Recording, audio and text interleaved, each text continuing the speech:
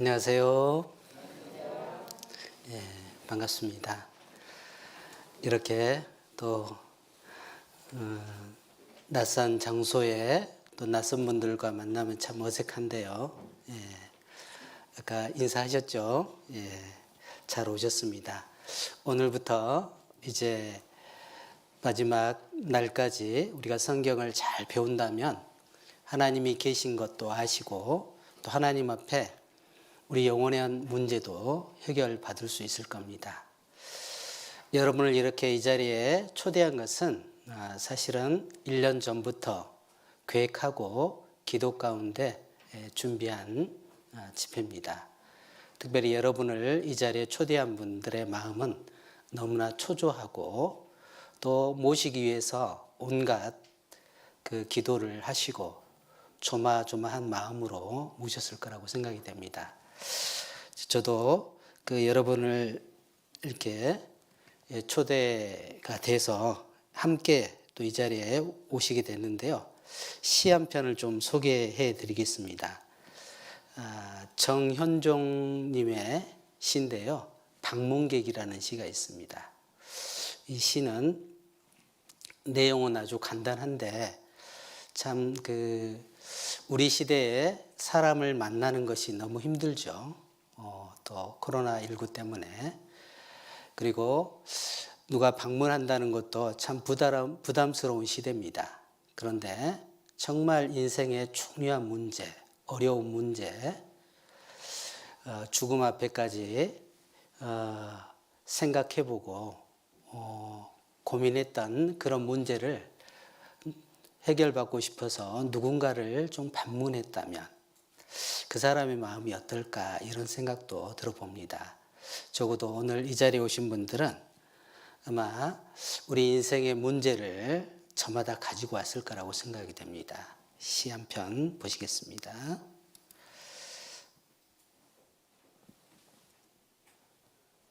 소리가 나올까요?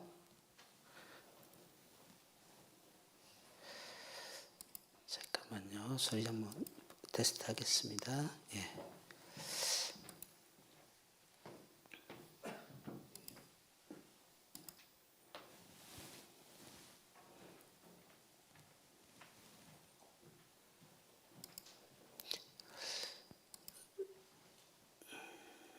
소리를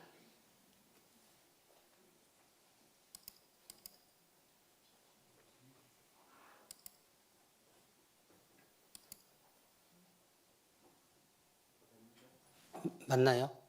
예, 맞습니까? 예, 감사합니다. 자, 그러면 시를 좀 소개해 드리겠습니다.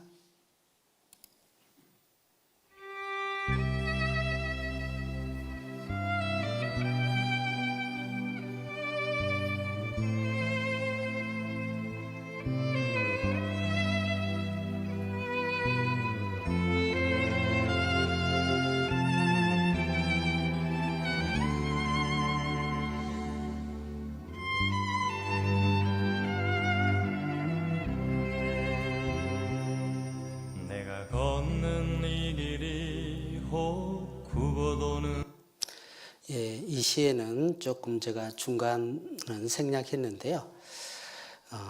사람이 온다는 것은 사실 어마어마한 일이다 그랬습니다. 그는 과거와 현재와 그리고 미래와 함께 오기 때문이다. 한 사람의 일생이 오기 때문이다.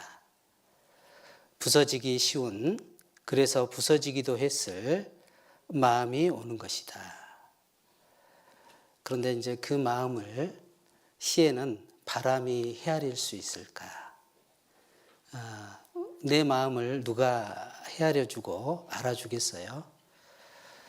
오늘도 우리가 열심히 수고로 일하고 이 자리에 앉았습니다. 그런데 정말 나에 대해서 위로해주고 또 내 사정을 알아주는 사람이 있다면 얼마나 다행이겠어요. 그렇지 못하면 얼마나 외롭겠어요.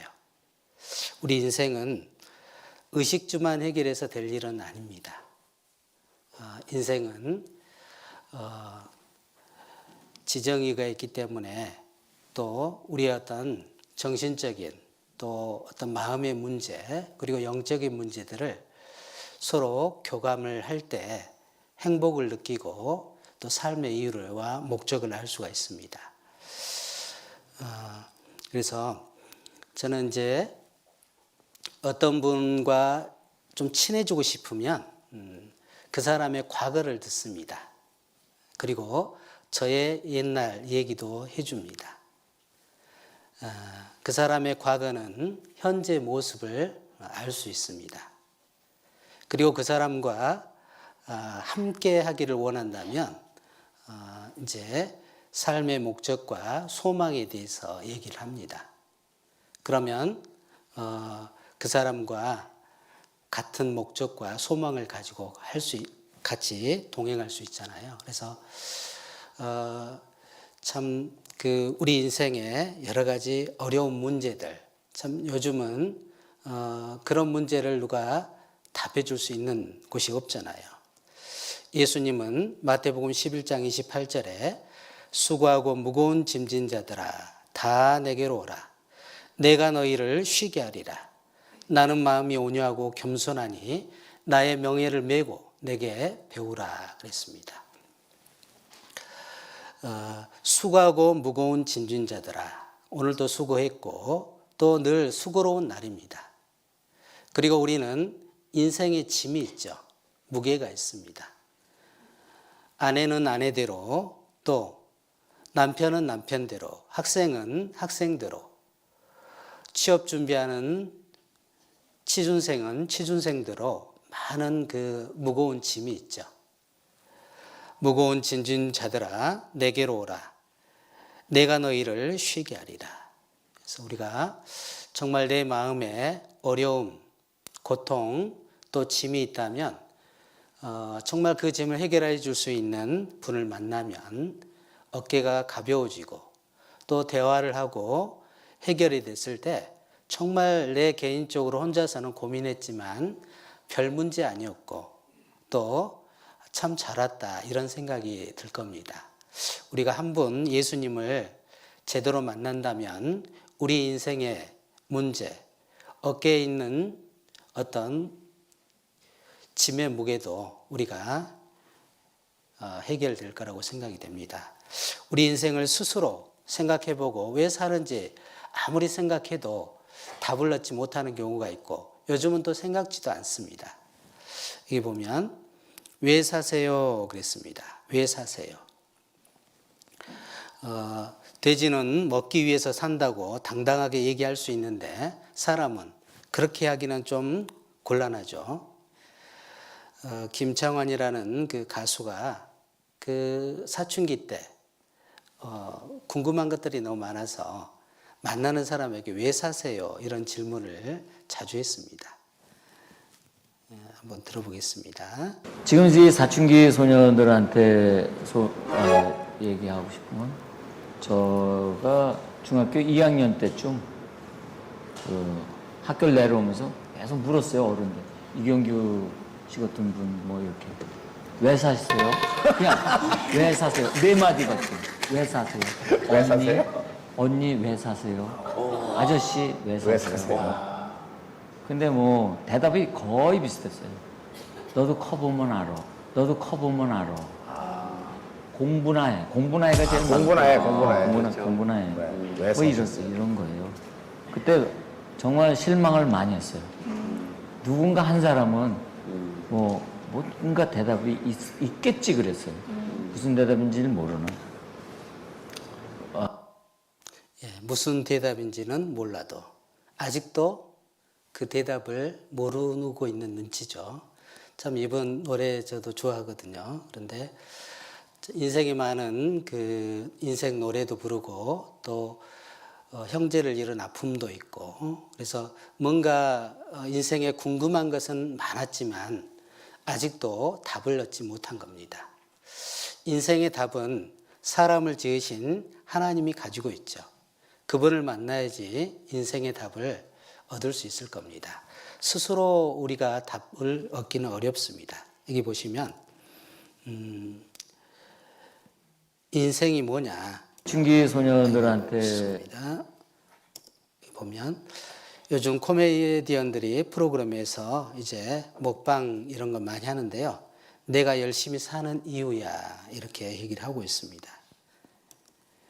인생은 고기서 고기다 이렇게도 또 우리 고기파들은 얘기를 하고 있습니다.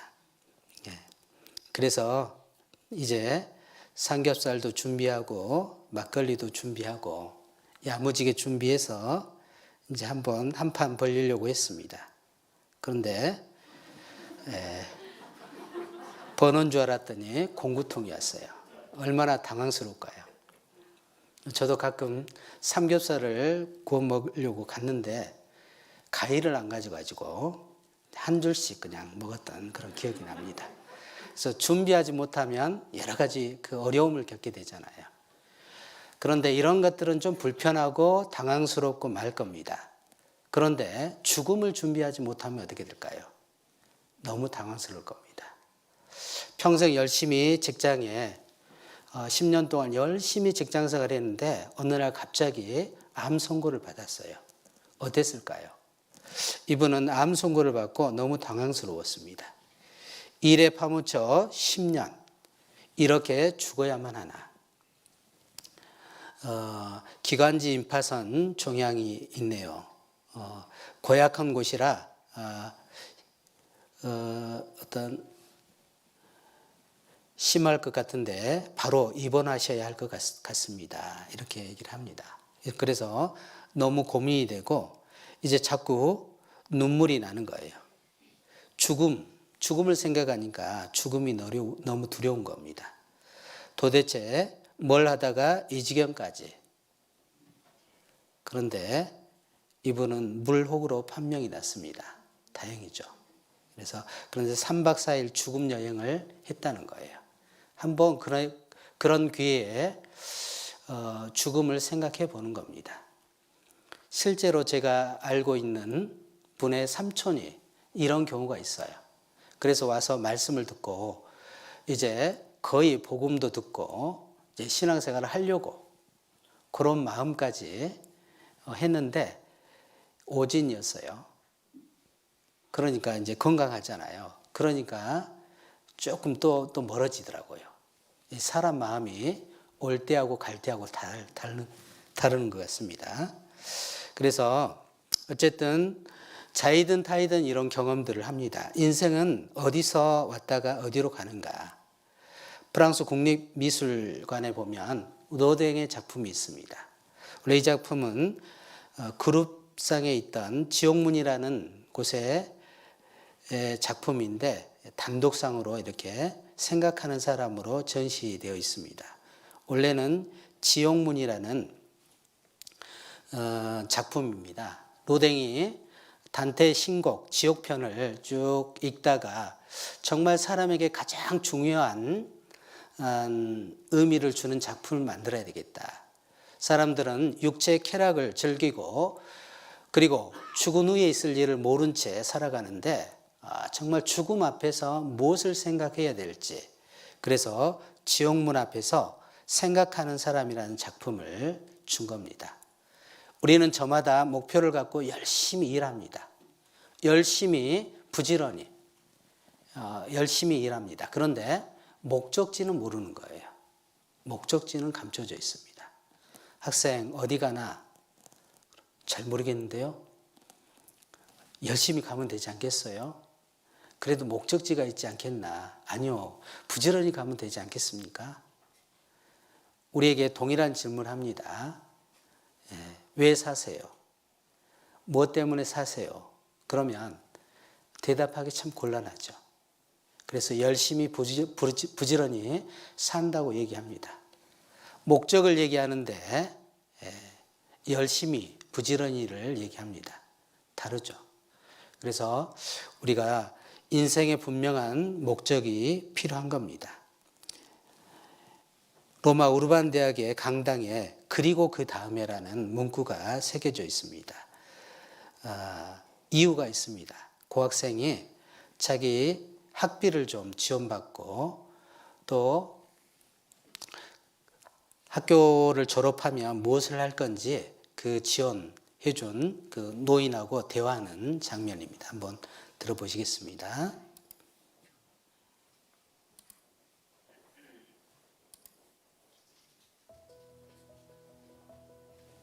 로마 우르반 대학 대강당에 가면 그리고 그 다음에는 이라는 글귀가 새겨져 있다고 합니다.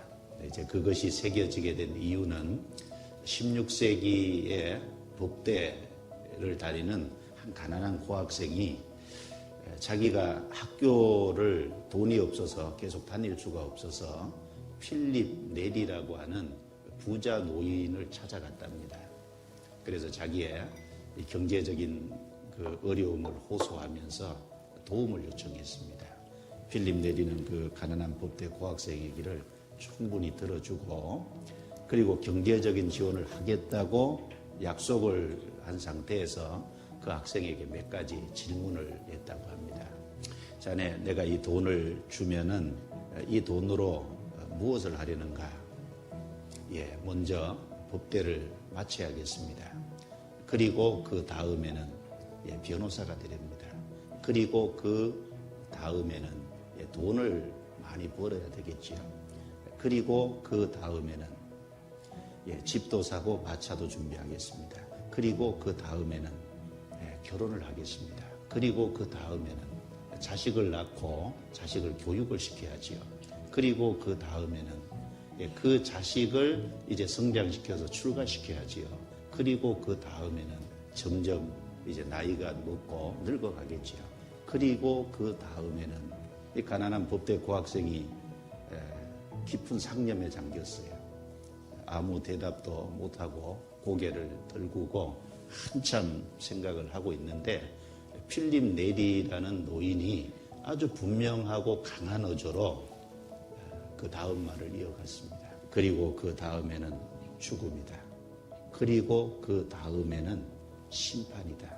그리고 그 다음에는 영원이다. 그리고 그 다음이 있죠. 성실하게.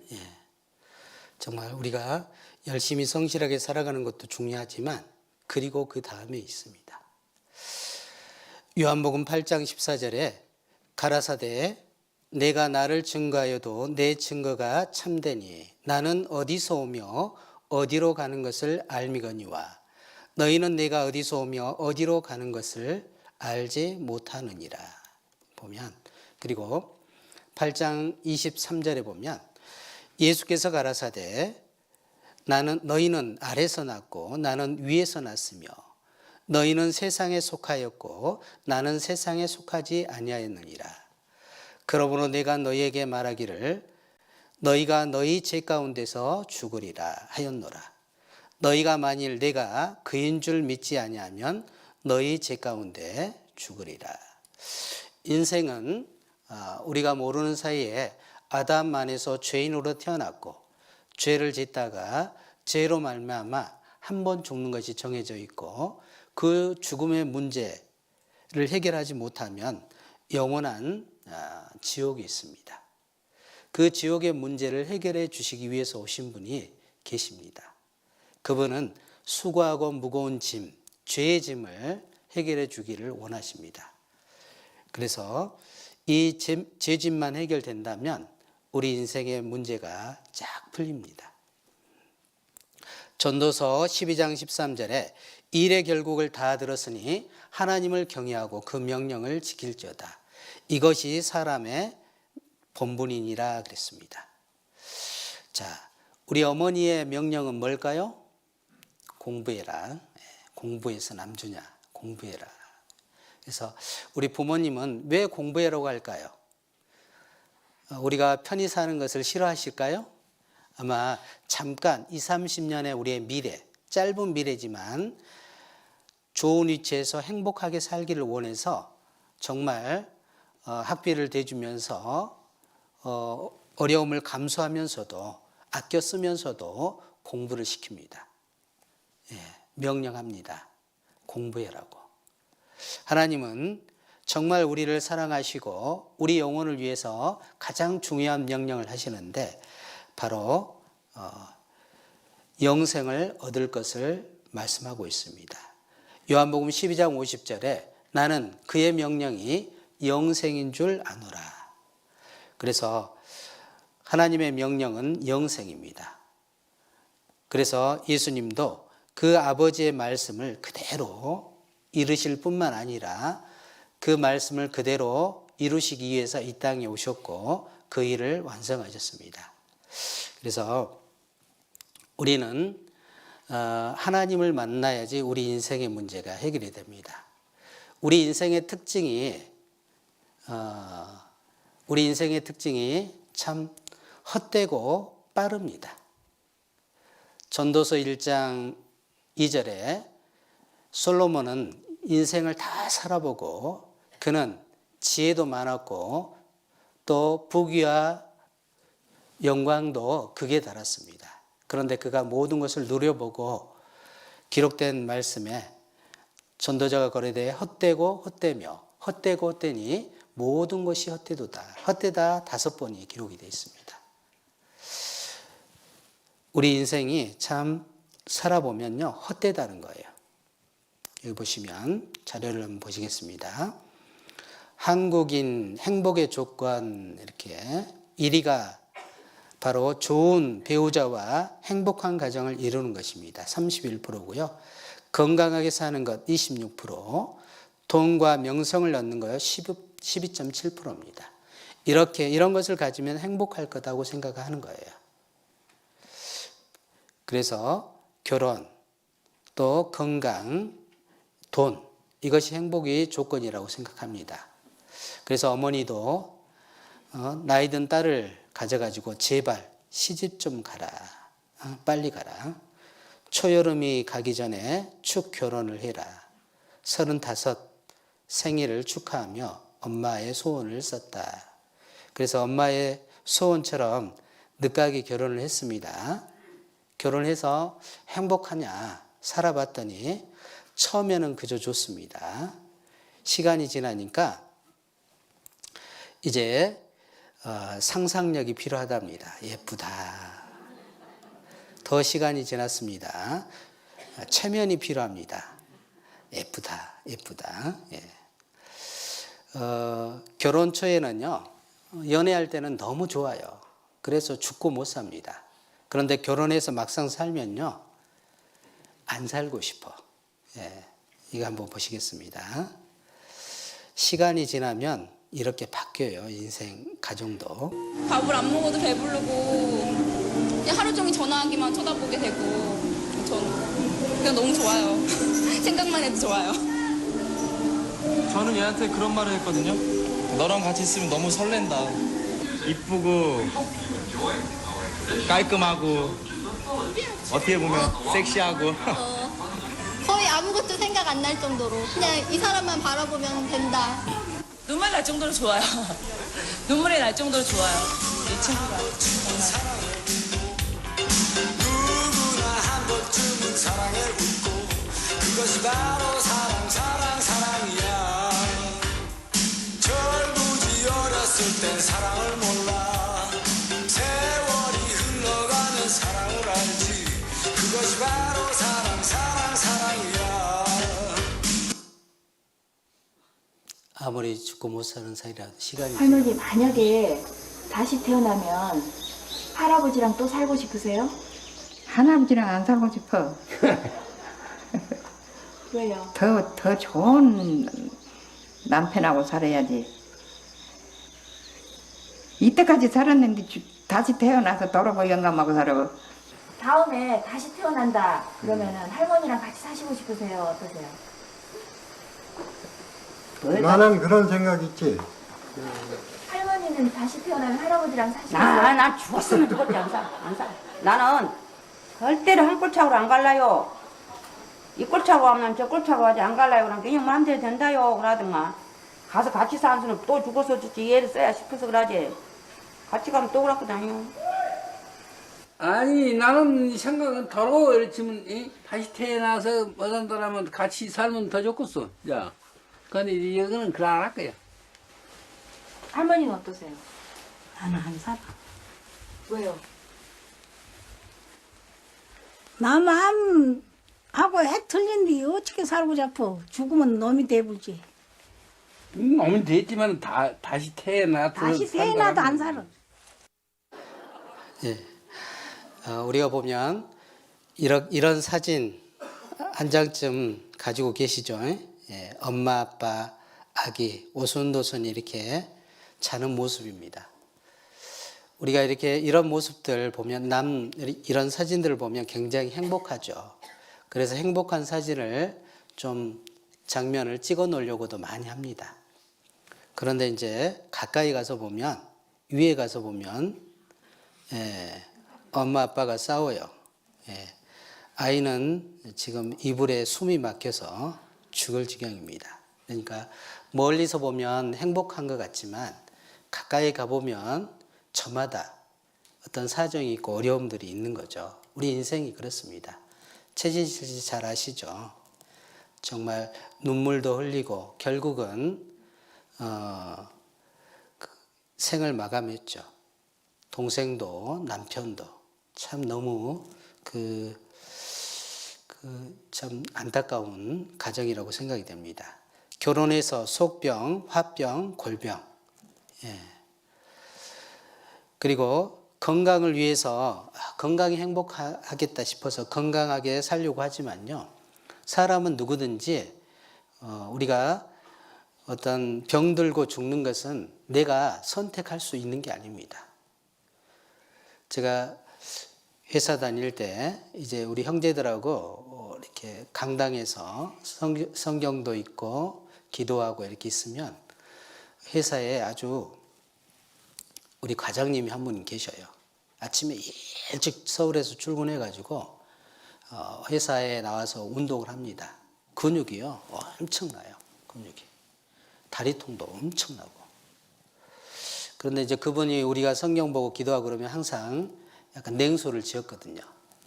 근데 이제 그분한테 전도할 그 기회도 좀 없었고 참 어려웠어요. 그래서 결국은 이제 제가 퇴사를 했는데 나중에 그분이 이제 암으로 투병 중이더라고. 그래서 이제 전도할 겸 해서 신방을 했죠. 갔는데 야, 이분이 그러더라고. 나를 보면서 울더라고. 안 선생, 내가 전에 몸이 이랬잖아. 그런데 불과 한 달 사이에 근육도 싹 빠지고 지금 뼈밖에 없다고. 그러니까 그 짧은 시간이거든요. 짧은 시간인데 병원에 누워 있으니까요. 근육이 싹 빠지는 겁니다. 우리가 건강하다고 자신할 수 없죠. 하루 동안에 무슨 일이 있을지도 모릅니다. 우리 인생 어떤 분은 이제 그래도 뭐니 해도 머니가 아니냐. 돈이 있으면 행복하지 않느냐. 이렇게 생각합니다. 그래서 어떤 분은 돈을 벌고 싶고 이 양반은 갖고 싶고 잡고 싶고 은을 사랑하는 자는 은으로 만족함이 없고 풍부를 사랑하는 자는 소득으로 만족함이 없나니 이것도 헛되도다. 재산이 더하면 먹는 자도 더하나니 그 소유주가 눈으로 보는 것 외에 무엇이 유익하랴. 예. 재산이 많으면 먹는 자도 많아지는 거예요. 식당 잘 되면 또 뭐 1호점, 2호점, 공장 잘 되면 1공장, 2공장 차리죠. 종업원 늘어나죠. 먹는 식구 많고 숫자가 많을 뿐이지요. 밥을 2공기씩 먹을 거예요. 옷을 2벌씩 입을 거예요. 사실은 재산이 많으면 더 고민이죠. 오히려 노동자는 먹을 것이 많든지 적든지 잠을 달게 자죠. 그러나 부자는 배부름으로 자지 못한다 그랬습니다. 요즘 물질 만능주의죠. 여기 보면 서당계 3년이면 풍어를 읊는데요. 식당계 3년이면 라면도 끓이고 시장계 3년이면 시래기인지 배춧잎인지 분간할 수 있습니다. 우리는 항상 누구 결혼식이나 또 장례가 있으면 2만 원을 더 넣어야 될지 빼야 될지 요즘은 요렇게 안 되죠. 5만 원에서 2만 원을 더 넣어야 될지 빼야 될지 이렇게 고민합니다. 이런 고민 안 하고 좀 돈 좀 마음껏 썼으면 좋겠다. 아니 그냥 돈으로 샤워를 했으면 좋겠다. 샤워를 하면 좋을까요? 돈도 고릅니다. 그래서 최고의 부자여서 좋은 게 하나도 없더라 이렇게 얘기하고 있습니다. 노동자는 먹을 것이 많든지 적든지 잠을 달게 자거니와 부자는 배부름으로 자지 못하느니라. 내가 해 아래서 큰 폐단되는 것을 보았나니 곧 소유주가 그 재물을 자기에게 해되도록 지키는 것이다. 해되도록 지키는 것이다 그랬습니다. 재물이 자기에게 유익이 돼야 되는데 해가 된다는 거예요. 정말 그렇습니다. 재산이 많잖아요. 그러면 유산을 많이 물려주면 자녀들이 좀 서로 눈치 보고 서로 완력을 갖습니다. 제사 문제도 더 커지고 누가 더 많이 상속받나. 제가 아는 어떤 할아버지는 이렇게 진짜 저에게 이런 얘기를 해주더라고요. 얘들이 무섭다고. 우리 시대가 참 그래요. 돈벼락 행복 시작이 아니더라 그랬습니다. 그래서 복권을 많은 사람들이 삽니다. 그래서 복권 당첨 해서 인생 역전을 하려고 하는데 흥청망청 하다가 11년 만에 빚더미였습니다. 믿고 따르던 친척과는 원수가 됩니다.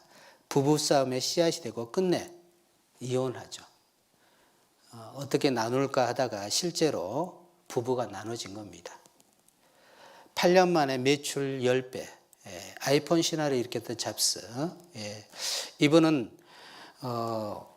나는 사업의 세계에서 성공의 정점에 이르렀다 이렇게 표현하고 있습니다. 이 순간 병상에 누워 삶 전체를 해고해 보면 그처럼 자부했던 명성과 재산, 그러니까 이 명성과 재산이 곧 닥쳐올 죽음 앞에 빗바래고 아무런 의미가 없음을 실감한다. 곧 닥쳐올 죽음 앞에. 사람은 한 번 죽는 것이 정해져 있습니다. 확률은 100%입니다. 시간적인 문제죠. 그래서 만 56세에 치장암으로 이분이 아까운 생을 마감했죠. 참 안타깝죠. 그런데 이번에 해고록에 보면 정말 쓸만큼 돈이 있다면 더 가치 있는 것을 생각해야 한다. 그리고 자신과 가족에 더 사랑해야 한다. 이런 얘기를 하고 있습니다. 정말 남을 위해서, 회사를 위해서 이렇게 생을 살다가 마감해 버렸죠. 저가 모태에서 벌거벗고 나왔은즉 나온 대로 돌아가고 수고하여 얻은 것을 아무것도 손에 가지고 가지 못하리니 이것도 헛되도다. 디모데전서 6장 7절에는 우리가 세상에 아무것도 가지고 온 것이 없음에 또한 아무것도 가지고 가지 못하리니. 수혜에는 뭐가 없다고요? 주머니가 없습니다. 가지고 갈 것이 없어요. 그래서 전도자가 가로되 헛되고 헛되며 헛되고 헛되니 모든 것이 헛되도다. 뻥 뚫려 있습니다. 인생이 너무 헛된 겁니다. 이번에 대선이 끝났죠. 부하에게 총을 맞아 돌아가셨잖아요. 이 두 분은 사형 집행을 선고받았지만 풀려났습니다. 이 두 분은 자녀들이 감옥에 갔죠. 이분은 자살로 마감했고 이 두 분도 감옥에 갔다가 한 분은 출소했죠. 왜 그래요? 혹자는 터가 나빠서 그렇다고 하네요. 권력이 무슨 소용이 있겠어요. 그래서 다 허무한 겁니다. 저가 죽음에 가져가는 것이 없고 그 영광이 저를 따라 내려가지 못함이로다. 그 이상의 것이 있습니다. 인생은 너무 빨라요. 우리 인생은 너무 빠릅니다. 인생의 연수가 70이요 강건하면 80이라도 그 연수의 자랑은 수고와 슬픔뿐이 그것도 신속기간이 날아간다 그랬습니다. 80년 계산하면 29,200일, 29,200원 많아요? 그것도 우리는 절반 써버렸잖아요. 14,600원. 많지 않습니다. 우리 인생 금방 갑니다. 그리고 누구든지 한번 죽는 게 정해져 있잖아요. 대저 사람은 자기 시기를 알지 못하나니 물고기가 재앙의 그물에 걸리고 새가 올미에 걸림같이 인생도 재앙의 날이 호련히 임하면 거기 걸리느니라. 물고기가 걸리는 물고기가 있죠. 그리고 걸리는 새가 있습니다. 우리 인생을 뒤돌아보면요, 친구들 가운데 초등학교 때 신장로 나서 놀 때 차 사고 나서 죽은 아이들도 있고, 몇 감다가 죽은 아이들도 있고, 그리고 이제 중고등학교 대학생 때 연탄가스로 죽은 아이들도 있고 많죠. 그래서 쭉 인생을 살다 보면요, 죽음을 맞이하는 주변에 많은 사람들을 보게 됩니다. 제 친구들도 벌써 죽은 친구들이 꽤 있거든요. 그리고 우리 각자도 마찬가지입니다. 죽음의 화살을 언제든지 맞을 수 있어요. 내일 일을 너희가 알지 못하는도다. 너희 생명이 무엇이뇨? 너희는 잠깐 보이다 없어지는 안개니라. 치즈하고 사초 후에 암벽이 무너졌죠. 추락한 대만기 그 안에 이런 사진이 있었습니다. 추락 직전에 사진 찍은 게 있어요. 그리고 9.11 테러 때 한 장을 찍었습니다. 비행기가 오고 있죠. 사고 2초 전입니다. 어떻게 됐어요? 그때 많은 사람들이 죽음을 맞이했고 죽은 사람들의 대부분이 이제 인사도 못한 거예요. 거의. 그리고 마지막 인사, 여보 나 당신을 사랑하는 거 알지? 여보 비행기가 납치됐어. 아무래도 여기 탄 사람 모두가 죽을 것 같아. 사랑해 여보. 여보 사랑해. 엄마 사랑해. 이런 그동안 하지 못했던 말들을 하게 됩니다.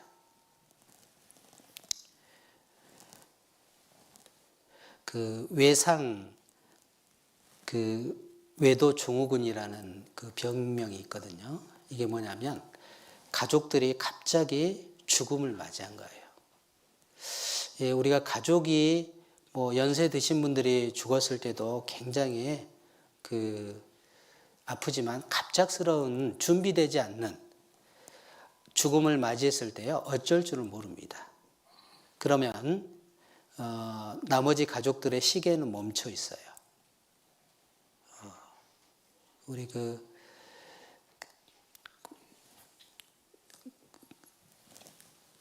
미녀와 야수라는 동화에 보면 벽시계가 딱 멈춰 있잖아요. 그래서 그것처럼 사람은 정말 갑작스러운 이별이 있으면 그것에 대한 극심한 고통과 스트레스 때문에 외상후 애도 장애군이 있습니다. 그런데 이제 그런 병들을 고치기 위해서 어떻게 하냐면 요즘은 이제 AI를 이용해서 목소리하고 영상을 합성해서 그 병을 치료해요. 그렇게라도 가족들의 남아있는 가족들을 치료하는 그런 일이 있습니다. 그만큼 죽음은 예고되지 않고 갑작스럽게 이루어진다는 겁니다. 여기도 보시면 보시겠습니다.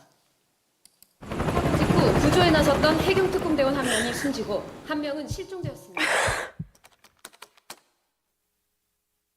뇌사 진단을 받은 10대 소년이 장기 기증으로 새 생명을 나누고 떠났습니다.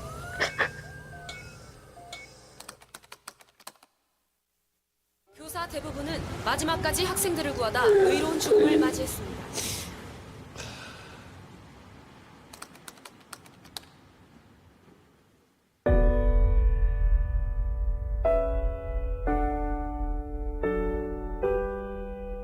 지금이라도 저 문을 열고 우리 다니가 엄마 하고 불러줄 것만 같아요.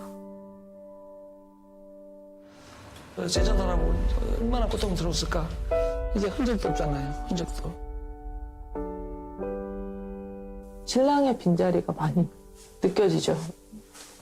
이렇게 또 돼가지고 신랑 생각하면 저는 그냥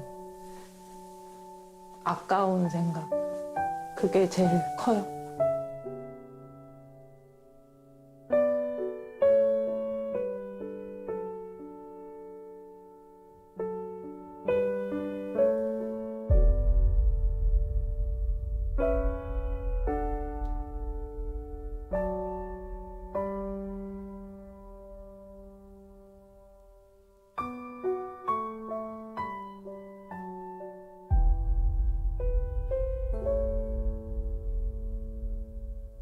그렇게 시작된 작은 응원.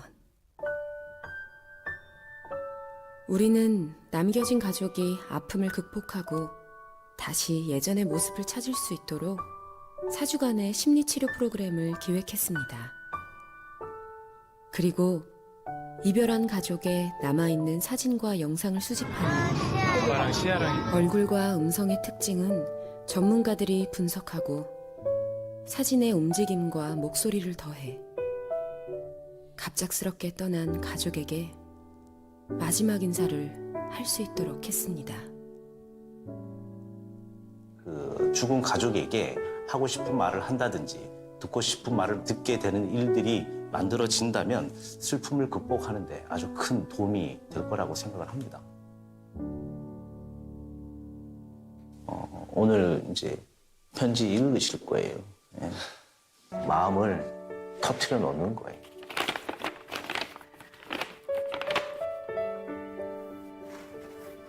보고 싶은 내 신랑.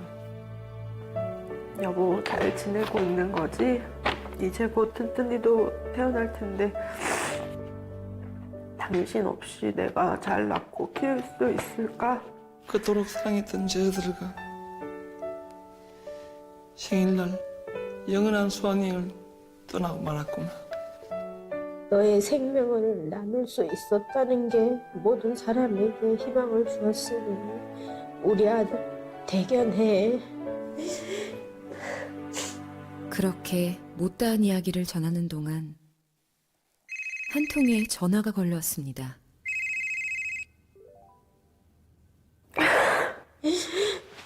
우리 딸. 아빠. 아빠, 나 잘 있어요. 사랑하는 제자들이랑 진짜 잘 있어요.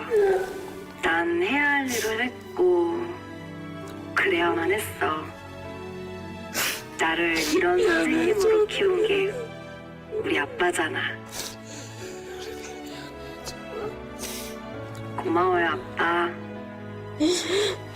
엄마 잘 지냈어요? 저도 잘 있어요.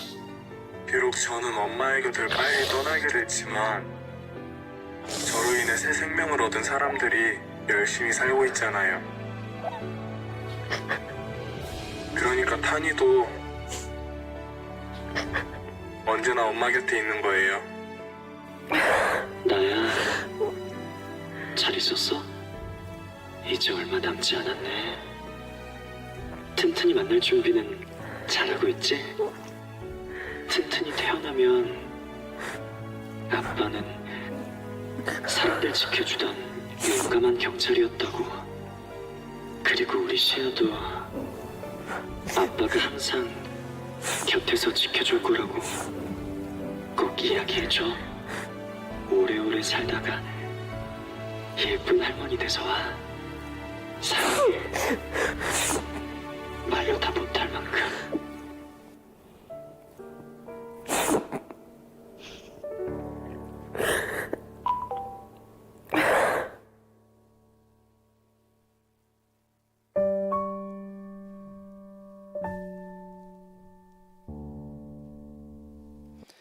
예, 그래서 우리는 갑작스러운 그런 죽음을 맞이하고 또 헤어지게 되는 것입니다. 그래서 우리가 평소에 정말 가족이나 또 살아가는 사람들에게 평소에 우리가 사랑을 나누는 것도 필요하고 또 죽음 이후에 우리의 문제는 분명히 해결해야 됩니다. 죽음 그러면 두렵잖아요. 왜 두려울까요? 왜 두려워요? 준비하지 않았기 때문에 그렇습니다. 그리고 모르기 때문에 그렇습니다. 죽음 이유가 있는 겁니다. 죽음은 깜깜하잖아요. 모르는 집에 방문을 열고 들어간다면 얼마나 무섭겠어요. 사람은 누구든지 한 번 죽음의 강을 건너야 되는 겁니다. 죽을 때 이제 상여가 나가죠. 상여가 나가는데 이것은 시신을 모시는 것이 상여입니다. 그리고 여기는 영여라고 합니다. 영을 모시는 상여가 나가는 거예요. 그래서 영여, 상여. 또 우리가 영전 그래가지고 사진을 앞에 가지고 가죠. 그래서 우리는 그 장례를 계속 치르는 것을 통해서 영혼이 있다는 것을 늘 인지하고 있는 겁니다. 영여가 상여보다 먼저 집 밖으로 나갑니다. 죽음과 동시에 분리된 영적인 것이 육신보다 앞서 움직이고 있음을 의미합니다. 그랬습니다. 숨을 거뒀다는 것은 숨을 심어 넣어주신 분이 있음을 암시하는 거죠. 창세기 2장 7절에 여호와 하나님이 흙으로 사람을 지으시고 생기를 그 코에 불어넣으시니 사람이 생명이 된지라. 살아있는 호흡을 불어넣으시니 살아있는 영혼이 된지라. 이렇게 돼 있고 죽음이라는 것은 육체로부터 영혼을 거두어 영원한 세계로 거두어가는 것을 얘기합니다. 별세도 마찬가지죠.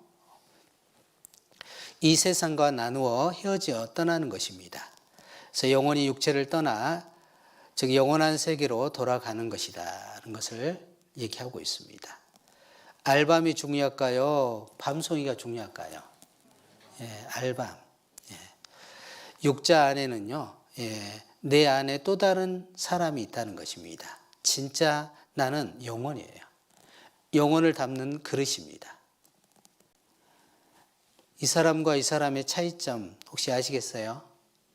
이 사람과 이 사람의 차이점 아시겠어요? 죽기 전, 죽음 직후입니다. 뭔가 빠져나갔지 않아요? 영혼 없는 몸이 죽은 것 같이 행함이 없는 믿음은 죽은 것이니라. 죽음이란 영혼이 분리되어 육체를 떠나는 것입니다. 사후의 세계가 있고 이 세상 후의 세상이 있습니다. 영혼이 육체로부터 분리될 수 있는가? 죽음 뒤에 또 다른 세계가 있다. 심장속교사 63명의 그 환자 사후 고백을 책으로 폈습니다. 보면 뇌사 판정 후에도 정신 활동이 온전히 기억하고 있습니다. 뇌 연구가들이 요즘 이제 연구를 해보니까 뇌는 어떤 기억을 만들어내는 것이 아니고 기억의 저장 장치라는 거예요. 그릇이라는 것입니다. 어떤 의식을 담았을 때 그것이 의식을 담아놓는 것이지 생산하는 게 아니라는 것이 밝혀졌습니다. 그래서 뇌사 판정 후에도 의식은 살아있다는 겁니다. 이거 한번 보시죠. 임사체험에 관한 새로운 의학 연구는 뇌의 기능이 정지된 후에도 마음이 살아있다는 불가능해 보이는 결과를 제시하고 있다.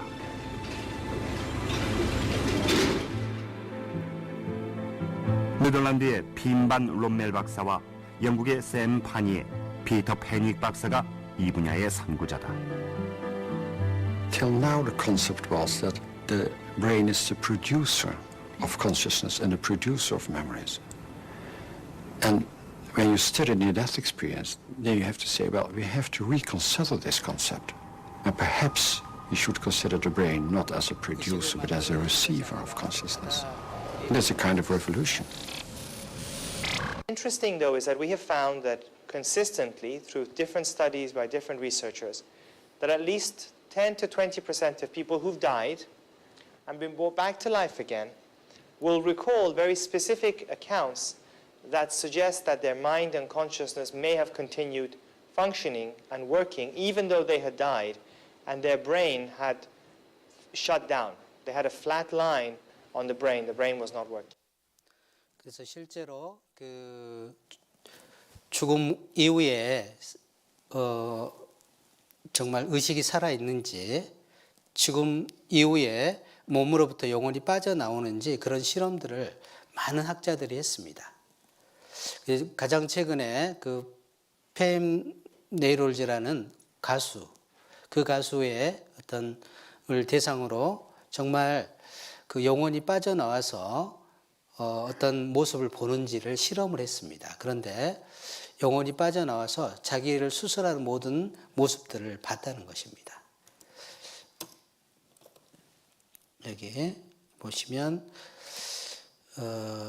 조금 더 좀 설명을 드리겠습니다. 영혼이 이탈하는 현상이 일어납니다. 그래서 내 주위에 있는 사랑하는 사람들에게 사람들이 내 죽음을 슬퍼하는 것을 느꼈습니다. 그리고 갑자기 내 자신이 몸으로부터 빠져나온 것을 경험했고요. 인간에게는 영혼이 있다는 것입니다. 죽음이란 영혼이 육체를 떠나는 것이다. 영혼은 죽음 이후에도 존재한다 그랬습니다. 그래서 내 영혼은 그때 갑자기 내 가슴을 통해 빠져나가 거대한 자석에 끌려갔듯 위로 끌렸다 그랬습니다. 침대 위에 누가 누워 있었다. 내려가서 보니 누군가가 죽어 있었다. 그것은 바로 나의 죽은 몸뚱이였다 그럽니다. 그리고 죽음 뒤에 터널이 있고 신과 빛의 세계가 있다 그랬습니다. 빛의 터널을 통과하는 거예요. 그리고 파노라마 현상이 있어서 자기의 일생이 다 드러납니다.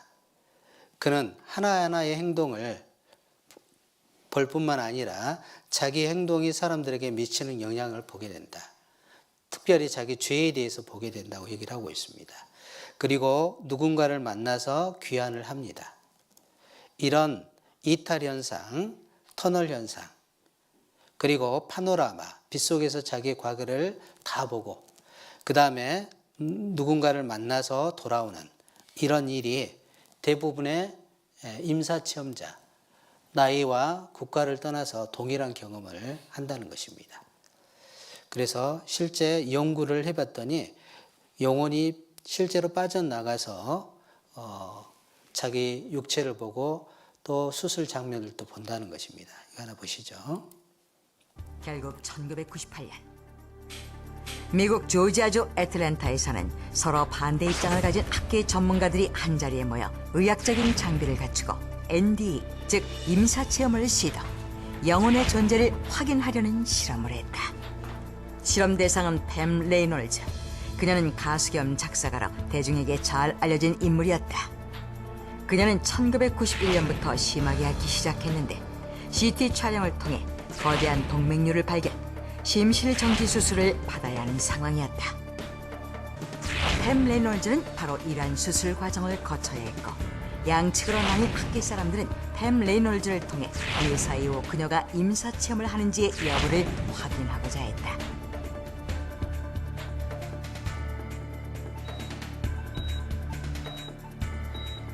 드디어 팸 레이놀즈의 수술이 진행되었다. 그녀의 체온은 급격히 하강했고 심장박동과 호흡은 멈췄으며 뇌파는 정지되어 머리에서 혈액이 빠져나갔다.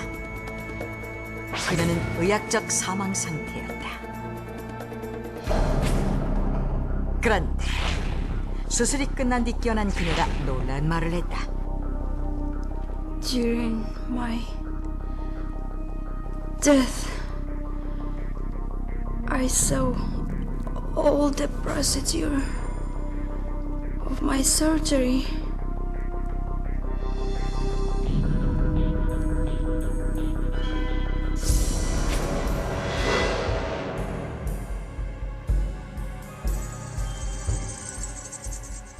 팸 레이놀즈는 의사가 외과연 톱으로 자신의 두개골을 절개하는 것은 물론 수술의 전 과정과 당시 의료진의 배치를 포함한 수술실 전경을 지켜봤다는 것이다. 그리고 의료진 외에는 알 수 없는 수술실에 장치된 수술 도구며 집게들이 어떻게 놓여 있었는지도 설명했다.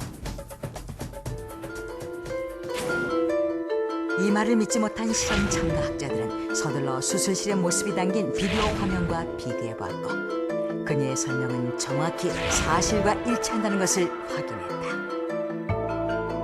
이에 대해 학자들은 뱀 레놀즈가 뇌가 죽은 상태에서 NDE, 즉 임사체험을 한 것이며 명백한 의학적 사망 상태에서 그녀가 임사체험을 했다는 것은 곧 영혼이 존재한다는 것을 입증하는 것이라고 강력히 주장했다. 결국 자, 욥기 19장 26절입니다. 한번 같이 읽어보겠습니다. 나의 이 가죽 이것이 썩은 후에 내가 육체 밖에서 하나님을 보리라. 우리 몸을 가죽으로 표현했잖아요. 나의 이 가죽 이것이 썩은 후에 내가 육체 밖에서 나를 본다는 것입니다. 육체 밖으로 빠져나가는 나라는 존재가 있는 겁니다. 그래서 우리가 자동차 운전을 하잖아요. 자동차 사고 확률이 36%라고 하네요. 그런데 그것을 때문에도 우리가 자동차 보험을 들잖아요. 그리고 암 걸릴 확률이 35%인데 그것을 위해서도 보험을 들잖아요. 우리가 죽는 것은 몇 프로일까요? 확률이 100%죠. 예. 그런데 죽을 준비하셨어요? 죽어보면 알겠죠. 죽어봐야 알겠죠. 이렇게 하시는 분도 있어요. 예. 죽어보면요, 우리가 지옥 와 있다는 것을 아는 겁니다. 여기 유리조심 이렇게 써놨어요. 그런데 유리가 어디 있어? 그래서 탁 호기를 부리다가 어떻게 해요? 유리가 깨지면 누구 손해예요? 자신의 손해입니다. 우리는 우리 그 영혼의 문제, 우리 생명의 문제, 죽음의 문제는 가장 중요해요. 그것은 거래할 품목이 아닙니다. 무조건 준비해야 되는 겁니다. 그래서 흙은 여전히 땅으로 돌아가고 신은 영혼은 그 주신 하나님께로 돌아가기 전에 기억하라. 우리 이번 한 주일 동안은 우리가 그동안 정말 여러 가지 내가 돈을 위해서 또 가족을 위해서 여러 가지 일을 했지만 이번 한 주간은 우리 영혼을 위해서 내 영혼을 위해서 한 주간을 좀 투자하는 그런 시간이 됐으면 좋겠어요. 빠지지 않고 말씀을 잘 듣는다면 분명히 영원한 문제를 해결받을 수 있습니다. 체조 좀 하고요.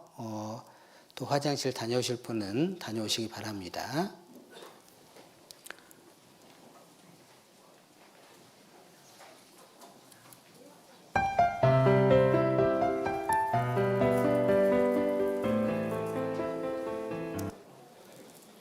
다녀오시겠어요, 그러면?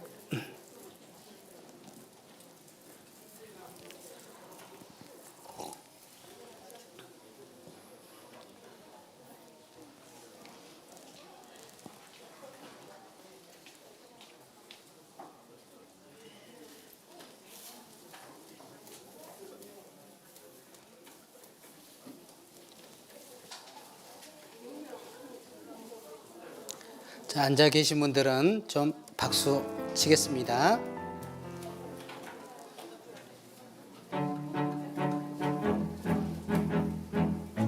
건강박수입니다. 주먹박수입니다. 주먹끼리 박수 쳐주세요. 만성 두통이나 어깨 부위 통증을 예방하는 박수입니다.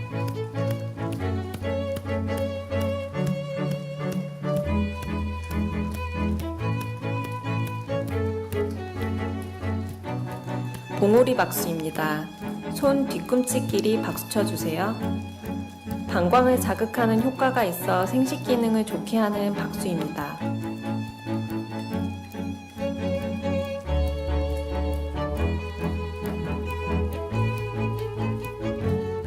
손등 박수입니다. 손등을 반대 손바닥으로 박수 쳐주세요. 요통이 있거나 척추 측만에 효과가 있는 박수입니다.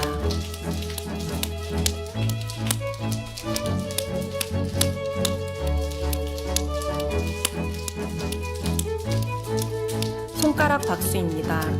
손가락 끝으로 박수 쳐주세요. 손가락 끝에 얼굴 혈이 모여 있어 만성 비염이나 눈이 자주 피로해지는 사람에게 효과 있는 박수입니다.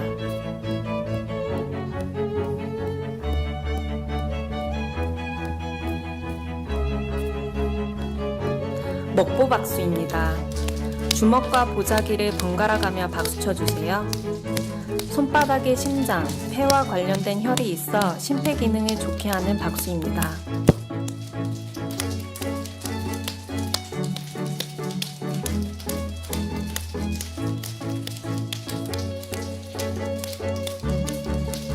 손바닥 박수입니다. 손바닥끼리 박수 쳐주세요. 손바닥의 마찰, 진동을 통해 모든 경혈이 자극을 받고 혈액순환을 도우며 장 기능을 좋게 하고 갑상선, 당뇨, 합병증에 효과가 있는 박수입니다.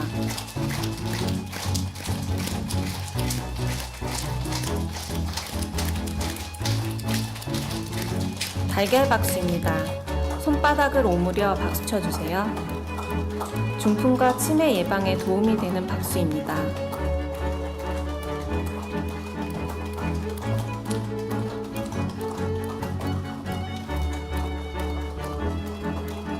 목 뒤 박수입니다. 목 뒤에서 손을 모아 박수 쳐주세요.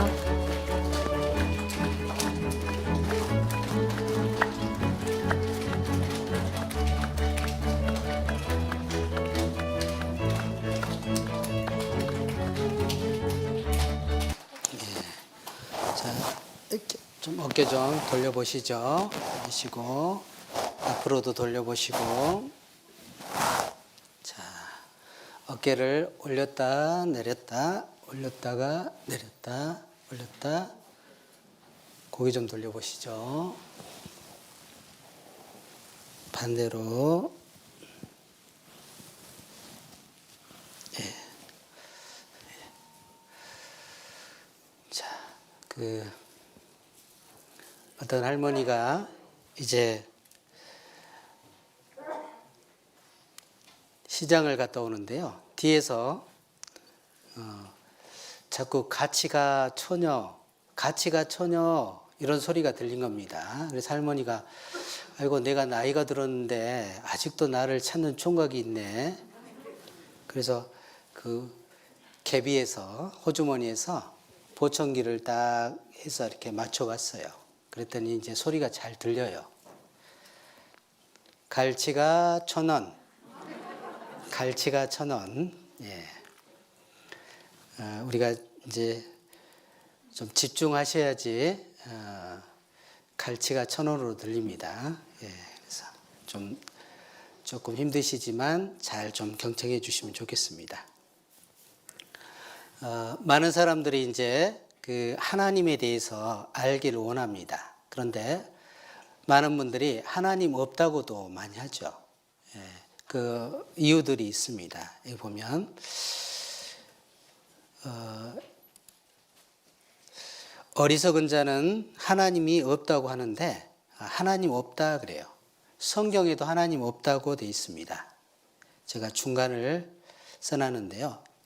시편 53편 1절에 어리석은 자는 그 마음에 이르기를 하나님이 없다도다. 저희는 부패하며 가증한 악을 행하며 선을 행하는 자가 없도다. 하나님을 왜 없다고 하느냐? 사람은 원래 하나님을 찾는 마음이 있습니다. 사람은 양심이라는 게 있어요. 그래서 율법이 없는 이방인들이 본성으로 율법의 일을 행하면 그들은 그 양심이 증거가 되고 혹은 성사하여 그 마음에 새긴 율법을 나타내느니라. 그래서 누가 알려주지 않아도 죄에 대해서 금방 알 수 있어요. 양심이 있고 또 하나님을 찾는 종교심이 있습니다. 그리고 본성으로 하나님을 알만한 것이 있어요. 그래서 하나님을 찾는 마음들이 있는데 의식하는 마음이 있는데 사람은 뭔가 죄를 짓고 그러면 그 양심에서 송사를 하는 거예요. 너 그러면 죄잖아. 그러면 이제 그 양심에 그 송사를 무시하기 위해서 밀어넣습니다. 밀어넣으면 더 하나님 있다고 하죠. 하나님 없어. 없단 말이야. 이렇게 하는 거죠. 그런데 뭐 강도나 살인, 나쁜 일 한 사람은요, 감옥이나 경찰 없기를 바랄 겁니다. 역시 마찬가지예요. 사람이 양심으로 악을 행하면 하나님 없기를 바라는 겁니다. 그렇다고 하나님이 안 계신 건 아니죠. 보시면 하나님이 없다고 하는 이유가 있습니다. 하나님이 눈에 보이지 않기 때문에 그렇다고 합니다. 보시면 왜 눈에 보이지 않느냐 자료 한번 보시겠습니다. 하나님은 영이시다 그랬습니다. 하나님은 영이시니 예비하는 자가 신령과 진정으로 예비할지니라. 누가복음 24장 39절에 보면 내 손과 발을 보고 나인 줄 알라.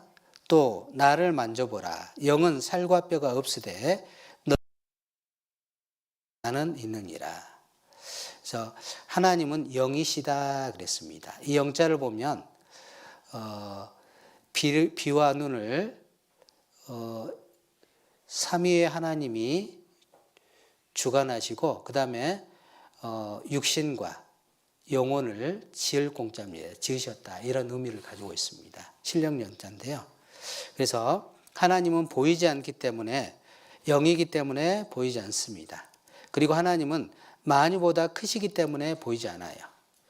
이사야 66장 1절에 하늘은 나의 보좌요 땅은 나의 발등상이니 너희가 나를 위하여 무슨 집을 지을고 나의 안식할 조서가 어디랴 그랬습니다. 그래서 하나님은 너무 크시죠. 나 여호와가 말하노라 사람이 내게 보이지 아니하려고 누가 자기를 은밀한 곳에 숨길 수 있겠느냐. 나 여호와가 말하노라 나는 천지에 충만하지 아니하냐. 하나님은 천지에 충만하신 분입니다. 그리고 하나님은 빛이시기 때문에 볼 수가 없죠. 하나님은 빛이시라 그에게는 어둠이 조금도 없으시니라. 오직 그에게만 죽지 아니함이 있고 가까이 가지 못할 빛에 거하시고 아무 사람도 보지 못하였고 또 볼 수 없는 자시니 그에게 존귀와 영원한 능력을 돌릴지어다. 기약이 이르면 천국에서는 우리가 하나님 볼 수 있어요. 그러나 죄인인 우리가 하나님을 볼 수가 없습니다. 어둠은 빛이 들어오면요 사라질 수밖에 없어요. 그것처럼 죄인인 우리는 하나님을 보면 살 수가 없고 죽게 되는 것입니다. 출애굽기 33장 18절에 모세는 여호와의 영광을 우리에게 보이소서 내게 보이소서 그랬습니다. 하나님은 20절에 또 가라사대 내가 내 얼굴을 보지 못하리니 나를 보고 살 자가 없다. 하나님은 눈으로 볼 수는 없어요. 그래서 하나님을 알 수 있는 다른 방법이 있습니다. 성경을 통해서 우리가 하나님을 알 수 있죠. 자, 죄를 지어도 하나님이 심판하지 않는다고 얘기를 합니다. 어떤 사람은 죄를 막 지어요. 그러면서 심판하지 않기 때문에 하나님이 안 계신다고 얘기합니다. 그런데 우리가 슈퍼나 쇼핑할 때요, 물건을 치를 때마다 값을 지불해요. 다 걸고 계산대, 나올 때 계산대에서 계산해요. 나올 때 계산하죠. 하나님이 당장 심판 안 하셔요. 그러니까 나중에 어떻게 영혼이 육체를 나올 때 그때 계산합니다. 그러기 전에 우리는 사실은 하나님 만날 준비를 해야 됩니다. 하나님과 나하고 무슨 상관인가? 하나님이 있어도 나하고 무슨 상관이냐? 이렇게 얘기하는 분도 있어요. 여기 시를 즐겨라 그런데 뭐 그런 프로그램이 있나 봐요. 있는데 제가 동영상을 좀 했는데 잘 안 돼서 제가 그냥 적어왔습니다. 아빠는 왜 그랬습니다. 아빠는 왜? 엄마가 있어 좋다. 날 예뻐해 주셔서. 냉장고가 있어 좋다. 먹을 것을 주어서. 강아지가 있어 좋다. 나랑 놀아주어서. 그런데 아빠는 왜 있는지 모르겠다. 아빠들 반성하세요. 아빠는 주말 되면 퇴근하면 TV 보고 주말에는 하루 종일 잠자고 그런 아빠였나 봐요. 그래서 아빠는 왜 있는지 모르겠다. 이제 아이는 정말 아빠가 왜 있는지 몰라서 그런 거죠. 철이 없어서 그런 겁니다. 사실은 아빠는 보이지 않아요. 아빠는 참 안 보이는 것 같아요. 그래서 그러나 아빠가 없으면요 빈자리는 너무 크죠. 그래서 아빠들은 또 표현을 못해요. 그래서 정말 사랑해도 사랑하는 줄을 모르겠더라고요. 아빠가 표현을 안 해도 딸들은 잘 알더라고요. 근데 아들들은 모르는 것 같아. 참 제가 그랬어요. 제가 아버지 돌아가실 때까지 제가 아버지를 잘 몰랐어요. 아버지가 구원받고 제가 좋은 가정을 이루고 이제 살아가는 것을 보고 아버지가 환하게 웃고 즐거워하시고, 그래서 제가 잘 사는 것이 아버지에게 행복이었구나 이런 생각을 했어요. 그 전까지만 해도 아버지에게 나는 항상 근심 덩어리, 걱정 덩어리, 또 못난 자식, 또 말 안 듣는 자식 이렇게 생각했는데 마지막 아버지는 끝까지 아버지더라고요. 그래서 그 아버지의 기억을 가지고 있습니다. 철이 없으면 우리가 사춘기 때 그런 생각을 하잖아요. 여기 이사야 45장 10절에 아비에게 묻기를 내가 무엇을 낳느냐, 어미에게 묻기를 내가 무엇을 낳으려고 구로하느냐 하는 자에게 화 있을진저. 새 번역을 좀 보겠습니다. 아버지에게 말하기를 나를 자식이라고 낳았습니까? 와닿죠? 하는 자와 자기 어머니에게 무슨 해산의 고통을 했다는 겁니까? 하고 말하는 자에게 화가 닥칠 것이라. 이건 당연히 철없는 자녀죠. 그런데 더 어리석은 것은 사람이 하나님이 없다고 하는 것입니다. 그릇이 만든 사람이 없다, 만든 이가 없다 이렇게 얘기한다면 그런 그릇은 없어요. 그런데 그릇에 비유해서 사람이 그렇다는 거예요. 그리고 가축이 주인이 없다 그러면 안 되겠죠. 아침 저녁으로 여물을 주고 그 먹을 것을 공급해 주는 그 가축이 주인이 없다, 그런 가축은 없을 겁니다. 또 자녀가 나는 부모도 없다, 자기를 사랑해 줘서 낳아주고 입혀주고 길러주는 부모가 없다, 어리석은 거죠.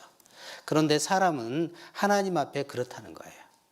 하나님은 창조하셨는데 창조한 하나님이 없다 이렇게 얘기합니다. 하나님은 창조주시잖아요. 그리고 하나님은 공급자시잖아요. 공급자죠.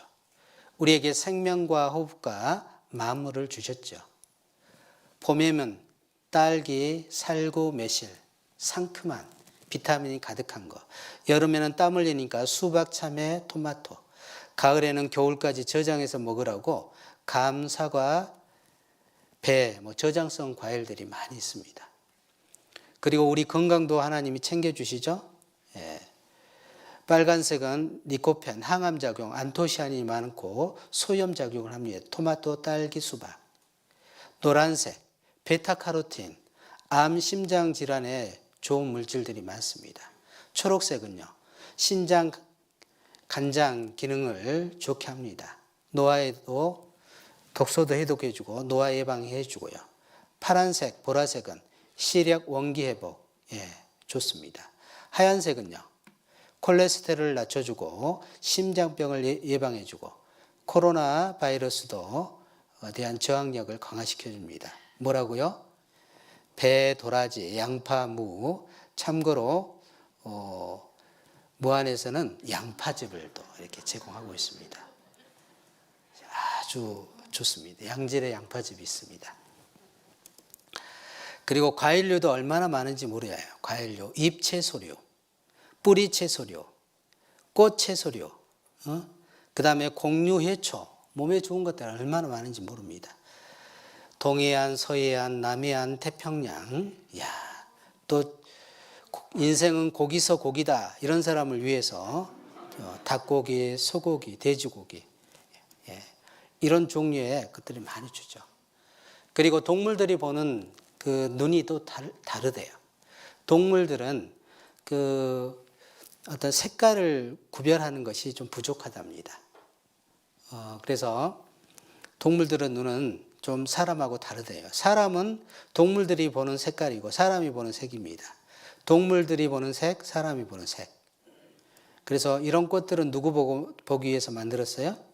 사람 위해서 만든 거예요. 예. 꽃은 사실은 그 그리스도인을 상징합니다.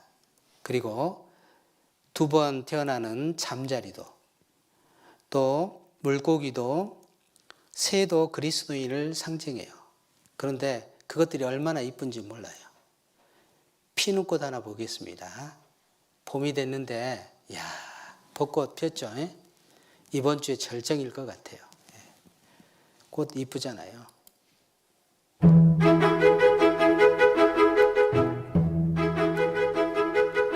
하나님이 프로포즈 하는 것 같습니다.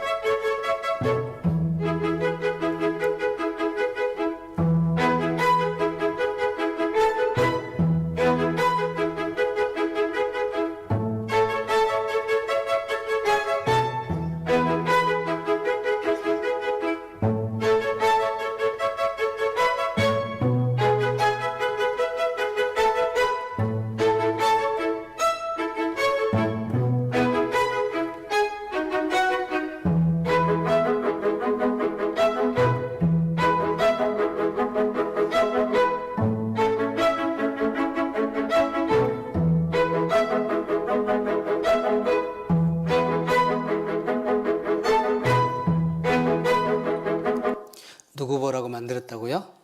예, 사람, 여러분. 예. 그래서 저는 개인적으로 하나님을 알지 못할 때는요, 왜 사는가 싶었고, 나는 있으나 마나한 존재. 저는 저의 자존감이 없었습니다. 가족들이 있기 때문에 살았거든요. 예, 마지못해서. 그런데 제가 주님의 사랑을 다 깨달은 이후에요, 제가 하나님의 아들이라는 것을 알고 아들을 위해서 하나님이 다 주셨다는 것을 알았어요. 이야, 너무 감사하더라고. 푼돈이 조금 없어서 그렇지 부동산이 너무 많습니다. 그래서 하나님이 우리를 위해서 이렇게 만들어준 것들, 새도 얼마나 예쁜지 몰라요. 예? 예. 우리가 하늘의 형상을 가지고 있잖아요. 그래서 새를 이렇게 하나님이 이쁘게 만들어 놓으셨어요. 참. 그래서 하나님은 공급자예요. 누구를 위해서 만들었다고요? 사람을 위해서 만든 겁니다. 그리고 하나님은 사랑의 대상으로 가족을 만들었어요. 하나님이 지옥을 사람 보내려고 만든 게 아니에요. 하나님은 천국을 사람 보내려고 만든 것입니다. 지옥은요, 마귀와 그 사자를 위해서 예비된 영영한 불에 들어가라. 그런데 인간 역사에 우리가 알지 못하는 흑 역사가 있습니다. 마귀가 하나님을 순종했을 때 얻을 상속을 사실은 못 받게, 사실은 사람들을 에덴 동산에서부터 곁길로 나가게 한 겁니다. 그리고 마귀 말을 듣고 죄를 짓고 지옥에 갈 수밖에 없는 운명으로 만든 겁니다. 하나님은 사랑의 대상이에요. 이 아이에게 얼마나, 그 부모에게 이 아이가 얼마나 사랑스러울까요? 예? 하나님이 그 지으신 모든 것을 보시기에 심히 좋았더라. 사람을 만들고 아주 심히 좋았더라. 예. 하나님은 영이시잖아요. 사람도 영입니다. 그래서 하나님이 자기 형상 곧 하나님의 형상대로 사람을 창조했다는 것은 영적인 존재로 만들었어요. 그런데 그 영혼이 끊어졌는데 이어져야 되는 것입니다. 그래서 우리는 하나님에 대해서 많은 사람들이 오해를 하는 겁니다. 몰라서 오해를 하는 거예요. 그래서 이 세상에는 보이는 것이 있고 보이지 않는 것이 있습니다. 보이는 것이 22%, 보이지 않는 것이 78%입니다. 그래서 우리는 하나님에 대해서 좀 뭔가 오해하는 부분들이 있는데 성경을 자세히 보면 그 오해가 풀립니다. 하나님은 창조주시여요. 창조주. 그래서 하나님이 이 세상 많은 만물을 창조했습니다. 태초에 하나님이 천지를 창조하시니라. 태초에 하나님이 천지를 창조하시니라. 역사의 시작을 얘기하고 있고 하나님은 창조했다 선언하고 있습니다. 창조하셨기 때문에 어떻게 창조했는지 정확한 것들이 기록이 되어 있습니다. 이 보면 제가 그 성경에 나와 있는 과학적인 사실들을 좀 연대표로 해놨는데요. 예수님이 이 땅에 오신 것이 바로 2022년 됐습니다. 그래서 예수님 태어나기 1500년 전부터 성경이 기록됐습니다. 그리고 2000년 전에 예수님이 오신 이후에 AD 100년까지 이 성경 기록이 이때 끝마쳐진 거예요. 이때까지. 예. 이때 기록이 끝마쳐졌는데 이 성경에 많은 과학적인 사실들이 예언되어 있습니다. 그런데 우리 시대에 이것들이 과학적인 사실들이 풀렸어요. 그래서 사람이 만들었다면 하나님이 만들었다면 하나님이 만든 증거를 보여야 되잖아요. 저절로 됐다면 아마 증거가 없을 겁니다. 하나님은 미리 말씀하셨는데 우리 시대에 그대로 우리가 확인할 수 있습니다. 누가 진짜 신이냐? 누가 참 신이냐? 누가 진짜 신이냐? 여러 신들이 있지만 확실한 증거를 대야 되죠. 성경 에레미야 10장에 보면 너희는 그들에게 이르기를 천지를 짓지 않는 신들은 땅 위에서 이 하늘 아래서 망하리라 하라 그랬어요. 천지를 창조한 신이 진짜입니다. 제가 여러분에게 좀 질문 한번 해보겠습니다. 나를 낳아준 엄마가 몇 분이세요? 예? 몇 분이세요? 한 분뿐이에요? 이 세상에 인자하고 또 사랑스러운 엄마들이, 사랑이 많으신 엄마들이 얼마나 많은데 꼭 낳아준 분만 엄마라고 해요? 우리가 그럽니다. 하나님은 한 분입니다. 그러면 이 세상에 신이 얼마나 많은데 꼭 하나님만 신이라고 하냐고. 나를 낳아준 신은, 나를 낳아준 어머니는 한 분이에요. 그죠? 그처럼 이 우주 만물을 낳으신 분, 창조하신 분은 한 분인 거예요. 우주의 절대자는 한 분인 거예요. 그래서 하나인 큰 분이다. 우리가 천자 쓸 때 큰 대자에 한일자 쓰잖아요. 그래서 하나인 큰 분이다. 그래서 창조하신 분이 진짜 신인 겁니다. 하나님은 창조했다고 말씀하고 있습니다. 땅을 공간에 달아놨다. 3500년 전에 기록한 말씀이죠. 허공에 뜬 지구, 욥기 26장 7절에 그는 북편 하늘 허공에 펴시며 땅을 공간에 다시며, 땅을 공간에 달아놨다. 그런데 실제로 3500년 전에 성경이 기록된 시대의 사람들은 이렇게 생각했습니다. 인도 사람들, 바벨론 사람들, 이집트 사람들이 생각한 지구 모형입니다. 그리고 1492년에 콜럼버스가 아메리카 대륙을 발견했는데요. 그때만 해도 너무 멀리 가지 말라고, 너무 멀리 가면 낭떠러지에 떨어져서 죽는다고 말렸습니다. 그런데 성경은 3500년 전에 땅을 공간에 달아놨다. 1968년 아폴로 8호를 우주선에 보내서 찍은 사진입니다. 우리 시대에 비로소 지구가 공중에 떠 있는 것이 우리 시대에 밝혀진 겁니다. 허공에 뜬 지구, 땅을 공간에 다시며. 그리고 하늘이 무슨 색일까요? 하늘이 무슨 색입니까? 파란 하늘, 파란 하늘 꿈이 드리운 푸른 언덕에. 그래서 파란 하늘 그렇죠. 예. 근데 성경은 하늘이 검다고 나와 있습니다. 이사야 50장 3절에 내가 흑암으로 하늘을 입히며 굵은 배로 덮느니라. 그때 내가 구름으로 의복을 만들고 흑암으로 강보를 만들고. 흑암으로 하늘을 입혔다 그랬습니다. 그런데 우리가 보는 하늘은, 파란 하늘은 여기입니다.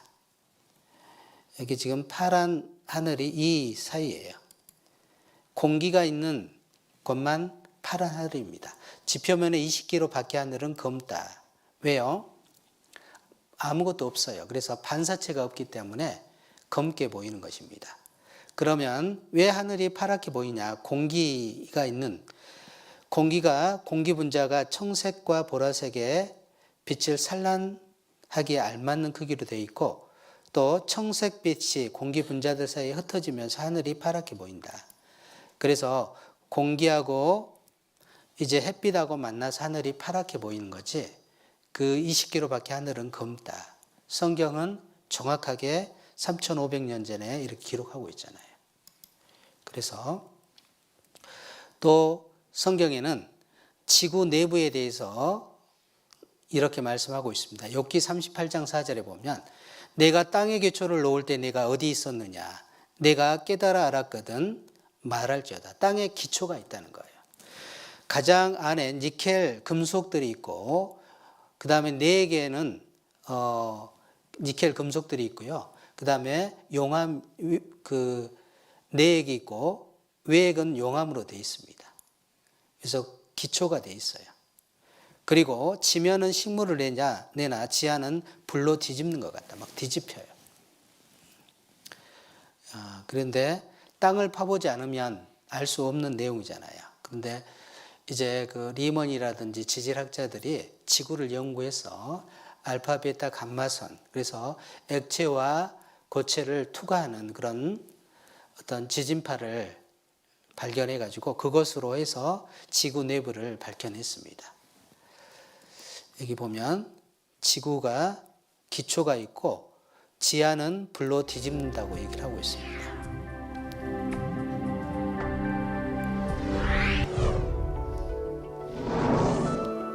지구 내부를 살펴볼까요? 핵은 고체의 내핵과 그 주변을 둘러싸고 있는 유체의 외핵으로 나누어집니다. 외핵은 지구 자기장의 근원지죠. 우리가 멘틀이라고 부르는 단단한 부분에는 수많은 물질들이 떠다니며 순환합니다. 그 중심에 바로 철이 있죠. 철은 지구의 내핵과 외핵에 존재합니다.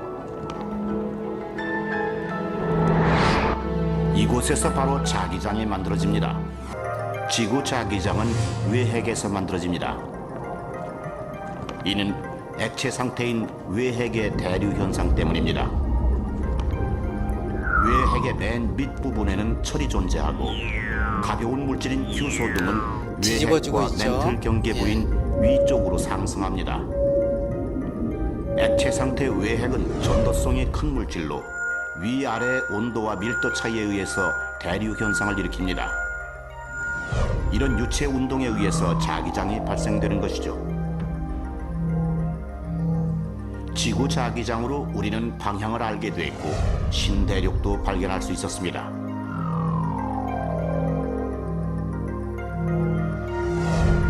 또한 이러한 자기장은 강렬한 태양풍으로부터 우리를 지키고 있습니다. 자기장이 없다면 아마도 우리는 방사능 물질로 가득한 태양풍 때문에 단 몇 초도 살 수 없었을 것입니다. 지구 자기장은 태양풍을 휘게 해 지구 내부로 들어오는 것을 막고 있죠. 마치 플라즈마 밑에 자석을 갖다 놓으면 휘는 것처럼요. 지구 표면에 사는 우리는 지구 대기와 지구 자기장에 의해 태양풍으로부터 보호를 받고 있는 셈입니다. 그래서 우리가 보면 그 자기장 때문에 북극과 남극의 오로나 현상이 생기는 것입니다. 그래서 성경은 3,500년 전에 말씀하고 있고 우리 시대에 이런 것들이 이제 밝혀집니다. 그리고 옛날 사람들은 이제 물이 계속 이렇게 하늘에서 눈과 비가 내린다고 생각했던 거예요.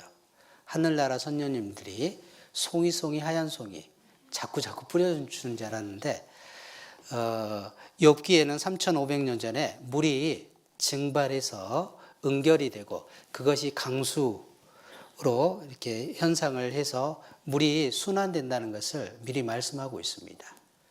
그리고 물을 하나님이 운반하잖아요. 지금 강물이 얼마나 많아요. 그 강물들이 막 흘러내리잖아요. 그런데 그 모든 물들을 우리가 트럭으로 운반한다면, 디아까로 운반한다면 얼마나 운반해야 되겠어요. 그런데 하나님은 구름을 펴서 그것들을 운반하십니다. 그래서 우리가 피가 순환되지 않으면 우리가 살 수 없는 것처럼 지구에도 물이 순환이 되는 겁니다.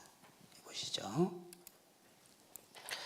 물의 순환에 대하여 알아봅시다. 그랬습니다. 물은 이렇게 그가 물을 가늘게 이끌어 올리신즉 그것이 안개되어 비를 이루고 구름이 평평하게 뜬 원리를 내가 아느냐 그랬습니다. 왜요?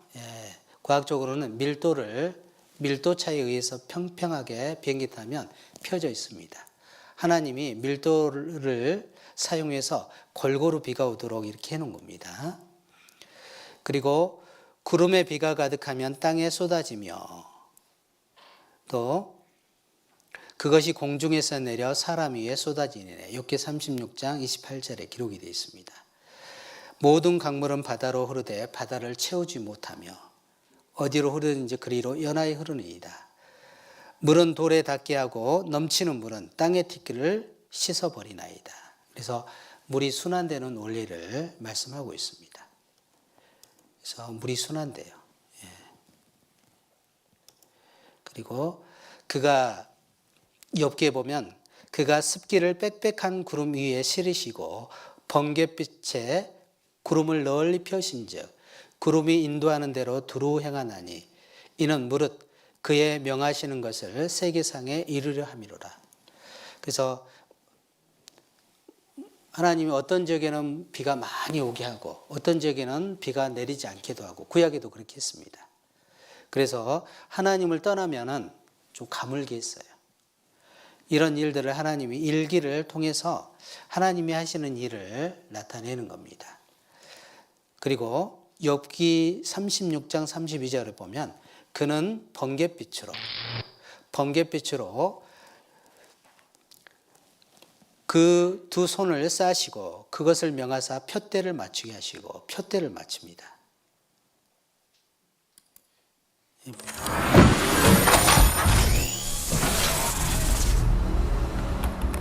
번개 한번 보세요.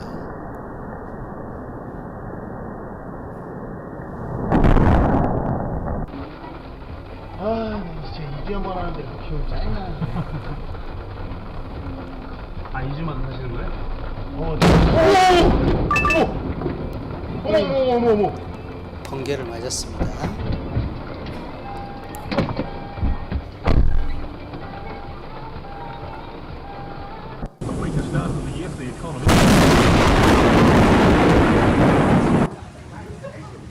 I got that first one. 무섭죠. 번개 무섭죠. 그래서 하나님이 번개가 치면 우리는 본능적으로 두려움이 있습니다. 죄 짓지 마라 하는 것처럼 번개는 실제로 이제 그가 번갯빛으로 자기 사면에 두르시며 바다 밑도 가르시며 이런 것들로 만민을 징벌하시며 뭐 천벌 받았다 이런 것이 그렇죠. 번개를 통해서 그렇습니다. 그리고 식물을 풍비히 주시느니라. 식물이라는 건 음식, 푸드를 얘기합니다. 양식. 풍비라는 것은 많게 풍족하게. 하나님은 번개를 통해서 먹는 그 양식을 풍족하게, 즉 양식이나 소출이 많아지게 한다는 뜻입니다. 제가 이제 그 녹동에 있을 때 고흥만이 있잖아요. 엄청 넓어요. 그래서 모내기를 쭉 하는데 모내기를 다 끝냈어요. 그런데 비를 기다려. 아니 모내기 했고 거기 담소에서 물 끌어다가 하면 되지 않겠냐고. 뭘 그렇게 물을 기다리냐고. 비를 기다리냐고. 그랬더니 뭐라고 하냐면 비가 와야 된대요. 왜 그래요? 그랬더니 비가 와야지 뭐 심어놓은 것이 뿌리발이를 한대. 비가 안 오니까 타. 물은 있는데 타는 거예요. 신기하더라고. 그래서 비가 오니까요, 뿌리발이를 하는 거예요. 화분도요, 물 아무리 줘도 감각이 없죠. 그런데 비 오는 날 한번 내놓으면 어떡해요? 이런 애들도 살잖아요. 이 비가 그 안에 요소 비료가 있는 겁니다. 그리고 제가 그 바닷가에 사니까 저는 어떻게 바다만 다닙니다. 강화, 녹동, 무안. 바닷가에 이제 보면 이게 보면 굴 같은 거 먹잖아요. 굴 같은 것도 비가 와야지 커요. 성장을 해요. 그러니까 먹이 사슬이 어떻게 되냐면 바닷가에 비가 오잖아요. 그러면 이제 거기에 질소 산화물이 껴서 비료 같은 것들이 나와요. 그러면 식물성 플랑크톤이 그걸 먹어요. 그것을 동물성 플랑크톤이 먹고 그것을 크릴 같은 것들이 먹습니다. 그것을 이제 정어리 떼들이 먹고 또 그것을 이제 큰 고기들이 먹고, 그러니까 가장 기초 먹이가 플랑크톤인데 식물성 플랑크톤의 그 먹이가 그 거름이 되는 것이 바로 번개예요, 번개. 그러니까 육지나 바다나 이 비는 너무 번개 칠 때 이 비는 너무 중요한 거예요. 이게 우리는 그 혜택을 받고 있는 거예요. 번개는 생명체의 최대 질소원이다. 산소가 없으면 생명체가 살 수 없듯이 그 질소가 없으면요. 우리 단백질의 기본 원료입니다. 그 질소가요. 그래서 자연 상태에서 질소는 반응을 안 해요. 그 다른 기체하고 반응을 안 합니다. 화학 시간에 배웠죠. 7쪽에 있어요. 불활성 기체라고 해가지고. 그러니까 어지간하면 반응을 안 해요. 좀 큰 충격을 받아야 돼요. 그래서 번개를 때릴 때, 번개가 칠 때 이제 그 고온 고압 현상에 의해서 바로 물하고 공기하고 합성이 되면서 질소 산화물이 만들어지는 것입니다. 그래서 천둥 번개 잦으면 풍년이 든다 그랬습니다. 이런 원리에 의해서 질소와 산소, 일산화질소, 이산화질소, 그 다음에 질산 비료들이 만들어지는 겁니다. 그래서 번개는 식물을 인공적으로 재배하려면 많은 공부가 필요하고 생명체에 손도 많이 너무 갑니다. 중요한 요소입니다. 그런데 자연에서는 관리하는 사람이 없이도 식물이 정말 잘 자랍니다. 왜일까요? 그래서 오늘은 지상의 모든 식물에 비료를 뿌려주는 하늘의 농부인 번개에 대해 이야기해 보려고 합니다. 지구 대기의 78%는 질소로 대기 공기 성분 중 가장 많은 양을 차지하고 있습니다. 그리고 식물이 이용하는 비료 또한 질소이죠. 질소 자체는 식물이 이용할 수 없기 때문에 질소를 식물이 이용 가능한 형태인 암모늄 이온 또는 질산염으로 바꾸어줘야 합니다.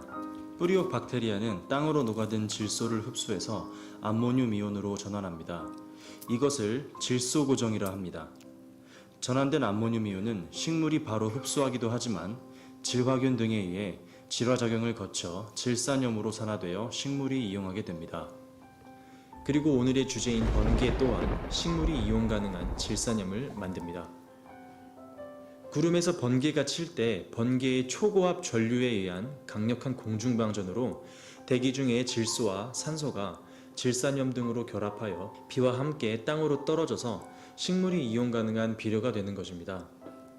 비는 식물의 주식인 질산염을 포함한 양액이었습니다. 역사적으로 번개는 무서운 징벌의 상징이었습니다. 사실 대지의 수많은 수목에 비료를 뿌려주는 역할을 하고 있었는데 말이죠. 그래서 우리가 여기 보면 과학적인 사실들이 참 너무 많아요. 일주일 동안 창조만 해도 시간이 부족할 겁니다. 그래서 하나님이 창조의 목적, 사람을 위해서 만든 겁니다. 여기 보시면 이사야 45장 18절입니다. 여호와는 하늘을 창조하신 하나님이시며 땅도 조성하시고 경고케 하시되 헛되이 창조치 아니하시고 사람으로 거하게 지으신 자시니라. 그 말씀에 나는 여호와라 나 외에 다른 신이 없느니라. 하늘을 창조했을 뿐만 아니라 땅을 조성했다. 땅을 조성했다. 사람 살기에 맞게 우리가 세팅한 것을 얘기합니다. 물고기를 한 마리 사왔어요. 이걸 어떻게 기를 수 있을까요? 기르려면 뭐가 필요할까요? 어항이 필요하겠죠. 그래서 물고기를 키우려고 어항을 한번 이제 어항이 있습니다. 그리고 또 뭐가 있어야 될까요? 물을 채웠습니다. 그리고 이제 공기도 필요하고 환경도 필요하고 빛도 필요하고 물고기를 집어넣었어요. 이래도 먹이 안 주면 안 되겠죠. 그래서 먹이를 줬습니다. 그래서 이 물고기가 생존할 수 있는 생존 조건을 조성해 주는 거예요. 이 중에 한 가지를 빼버리면 어떻게 될까요? 전기가 나갔어요. 그럼 어떻게 될까요? 제가 물고기를 키우는데 저희 자매가 너무 냄새 난다고 저기 좀 거실로 내놔라고. 그래서 온도가 안 맞으니까요. 돌아가셨어요, 애들이. 싹. 그래서 이 조건 중에 하나라도 없으면 어떤 애들은 여기 못 살게 다 뛰쳐나오거든요. 죽죠. 여기 보면 보세요. 지구도 똑같아요. 제가 똑같은 비율로 지금 써놨어요. 지구에 사람이 살기 위해서는 지구가 있어야 되고 물이 있어야 되는 거예요. 공기가 있습니다. 공기가 있잖아요. 그래서 공기도 보면 산소가 21%죠. 이산화탄소가 0.03%입니다. 소수점 셋째 자리가 문제가 생겼어요. 0.03인데 소수점 셋째 자리가 좀 올라가요. 그러니까 요새 어떻게 해요? 지구온난화가 되잖아요. 그러니까 1%, 2%가 아니에요. 소수점의 차이만 있어도 지구에게 문제가 있는 겁니다. 그래서 지구는 우리가 생각하는 것보다 훨씬 정확하게 사람이 살 수 있도록 약 20만 가지의 조건들이 있는데요. 그런 조건들이 다 맞춰진 겁니다. 그래서 이런 조건들이 있어서 사람이 살아갈 수 있는 거예요. 지구의 크기가 적당해야 되고 그래야지 너무 커도 안 되고 적어도 안 됩니다. 크면 좋을 것 같죠? 아이고 땅값도 비싼데. 그러면 중력이 세지고 물이 증발을 하지 않아요. 물이 순환되지 않아요. 비가 오지 않습니다. 그래서 사람이 살 수가 없습니다. 그리고 만약에 지구가 온도가 적당해야 돼요. 온도가 적당하기 위해서는 태양과 지구와의 거리가 적당해야 됩니다. 자전축이 있기 때문에 사계절이 변화가 있습니다. 그래서 공존 자전이 있고요. 물이 있잖아요. 이런 조건들이 다 있는 거예요. 이런 조건들이 있기 때문에 지구에 사람이 살아갑니다. 누가 그 도량을 정하였는지, 누가 그 준승을 그 위에 띄웠는지 내가 아느냐. 도량은 크기, 준승은 특정된 거리입니다. 하나님이 정확하게 만들어 놓은 거예요. 그래서 지구는 태양에서부터 정확한 거리가 있습니다. 라이프 존이라고 하는데 물이 액체 상태로 존재하는 곳이에요. 물이 액체 상태로 존재하고 이 거리가 1억 5천만 킬로미터 떨어져 있습니다. 그리고 23시간 56분 4초 만에 자전해요. 365일 5시간 48분 45초 만에 공전합니다. 그런데 만약에 지구가 자전을 하지 않는다면 어떻게 될까요? 그러면 낮에는 뜨거워서 죽고 저녁에는 추워서 죽고 그래서 가까이 가도 마찬가지고 그래서 지구는 우리가 생각하는 것보다 훨씬 더 정확하게 세팅이 됐다는 것을 우리가 알 수 있습니다. 우리가 시계를 보면 정확하게 돌아가잖아요. 시계 여기 보세요.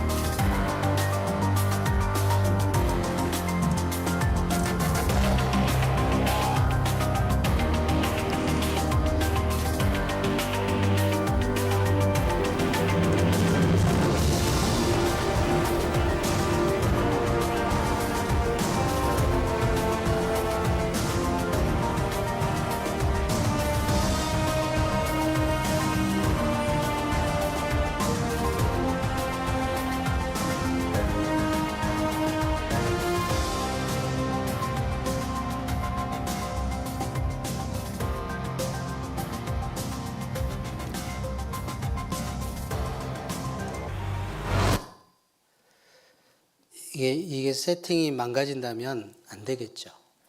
지금 우리가 살아가는 것은요, 하나님의 법칙 하에 있기 때문에 그렇습니다. 내가 하늘의 법도를 아느냐, 하늘로 그 권능을 땅에 베풀게 하겠느냐, 하늘의 법칙이 있습니다. 그래서 모든 것들이 법칙이 있어요. 이 세상에 수학이라는 것이 있고요, 또 화학이라는 게 법칙이 있습니다. 그래서 천체를 연구할 때도 그 수치가 있어요. 정확한 수치가 있어요. 궤도를 계산하는 수치가 있습니다. 하나님이 사람이 살 수 있도록 태양계의 법칙들을 해놨습니다. 그리고 여호와여 주의 말씀이 영원히 하늘에 굳게 섰사오며 천지가 주의 규례대로 오늘까지 있음은 만물이 주의 종이 된 영혼이이다. 만약에 하나님이 주신 그 원리대로 가지 않는다면요, 사람이 살 수가 없는 겁니다. 너희는 이같이 그들에게 이르기를 천지를 짓지 아니한 신들은 땅 위에서 이 하늘 아래에서 망하리라라. 천지를 창조하신 신이 진짜 신입니다. 그리고 우리가 하나님에 대해서 가장 잘 알 수 있는 것이 바로 성경입니다. 성경은 우리가 로마서 10장 17절에 그러므로 믿음은 들음에서 나며 들음은 그리스도의 말씀으로 말미암니라 그랬습니다. 우리가 믿음의 종류가 여러 가지가 있어요. 미신도 있고 미신도 있죠. 혼미하게 믿는 거, 맹신도 있습니다. 덮어놓고 믿는 거. 덮어놓고 믿으면 되겠어요. 예. 보이겠어요? 보이는 척 합니다. 요번 좀 보고 있는 거예요? 예. 미국 역사를 거꾸로 들고 보고 있습니다. 안 보이잖아요. 그런데 특히 종교적인 문제는 체면이 있어가지고 모르는데도 아는 척 하는 거예요. 그래서 맹신이 많습니다. 광신, 알지 못하고 믿는 것, 잘못된 확신. 그래서 자신의 느낌과 체험을, 그래서 주변 사람들에게 피해를 끼치죠. 그래서 신비의 체험 깨달음이라고 생각하지 말라 그랬습니다. 밀가루라고 확신을 얻고 먹었는데 그 가루 농약이었습니다. 그래서 5명의 할머니가 유독한 거예요. 열심히 교회 다니는 장로님, 행위로 천국 가고 목사님이 인정해서 천국 간다고 생각해요. 기독교 강요 책을 옮겼습니다. 주님, 저는 지옥 가나요? 천국 가나요? 어디 갈까요? 당연히 지옥 가죠.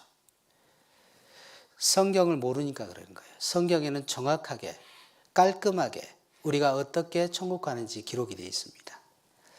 그래서 확신은 뭐냐?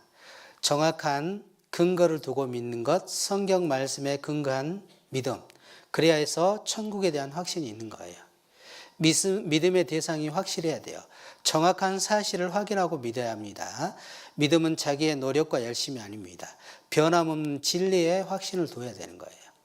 진리를 알지니 진리가 너희를 자유케 하리라. 성경 말씀을 들을 때 우리가 확신을 얻습니다. 태초에 말씀이 계시니라. 이 말씀이 하나님과 함께 계셨으니 말씀은 곧 하나님이다. 그래서 말씀이 하나님이에요. 말씀을 배우는 것은 하나님에 대해서 배우는 것이고, 말씀을 아는 것은 하나님을 아는 것이고, 말씀을 가까이 하는 것은 하나님을 가까이 하는 것입니다. 요한복음 5장 39절에 너희가 성경에서 영생을 얻는 줄 생각하고 성경을 상고하거니와 이 성경이 곧 내게 대하여 증거하는 것이로다. 이게 자세할 상자입니다. 양양자의 말씀 원자. 양에 관한 말씀을 잘 상고할 때 영생을 얻는 거예요. 예수님에 대해서 자세한 말씀을 들을 때 우리가 천국에 갈 수 있는 겁니다. 그래서 천국 가는 길이 성경을 통해서 갈 수 있고, 성경을 통해서 구원을 얻는 겁니다. 구원에 이르는 지혜가 있습니다. 그래서 우리가 성경 말씀을 잘 우리가 듣는 것이 필요해요. 근데 많은 사람들이 성경 앞에 나오지 않아요. 성경에서 영생을 얻는 줄 생각하고 성경을 상고하거니와 이 성경이 곧 내게 대하여 증거하는 것이로다. 그러나 너희가 영생 얻기 위하여 내게 오기를 원치 아니하는도다. 성경을 모르면 그 말씀이 너희 속에 거하지 아니하니 이는 그의 보내신 자를 믿지 아니함이니라. 성경이 없다면 하나님을 믿지 않는 거고, 성경을 모른다면 하나님을 사랑하는 것이 부도나는 것입니다. 거짓이라는 것입니다.